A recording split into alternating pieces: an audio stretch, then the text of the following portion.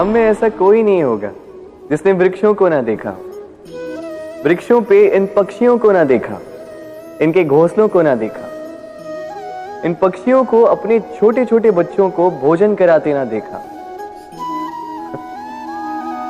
संसार का सबसे ममत्व वाला दृश्य होता है।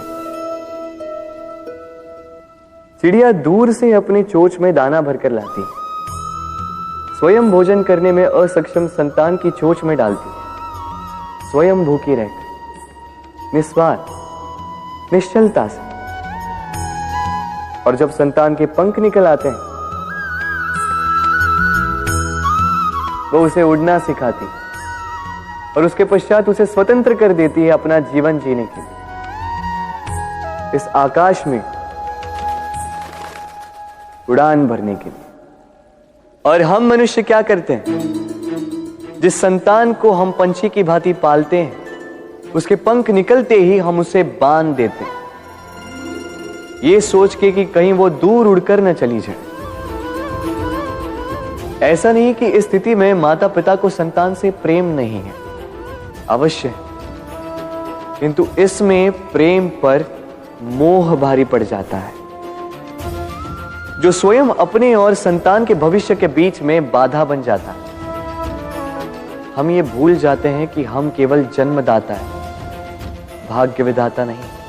तो जब प्रेम में मोह आ जाए तो वो प्रेम नहीं, स्वार्थ बन जाता है। इसलिए प्रेम को पास रखिए और मोह को दूर, क्योंकि जिससे प्रेम करते हैं उसका विकास नहीं रोका करते। प्रेम संसार का सबसे पवित्र बंधन है, पर सच पूछो तो ये बंधन से मुक्ति है, स्वतंत्रता है।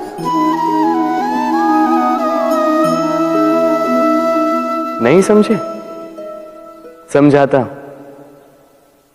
यदि कोई आपका प्रेम ठुकरा दे, यदि कोई आपका प्रेम समझ ही ना पाए, तो क्या होगा?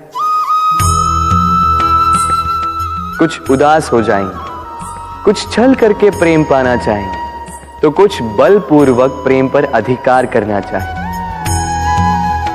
किंतु यह आवश्यक नहीं कि जिससे आप प्रेम करते हो उसे भी आपसे प्रेम, क्योंकि प्रेम कोई वस्तु नहीं है, न राज्य है, न धन जिसे आप बल से अपने वश में कर सको। प्रेम वो शक्ति है जो आपके लिए हर बंधन तोड़ सकती है, किंतु स्वयं किसी बंधन में नहीं फंसती।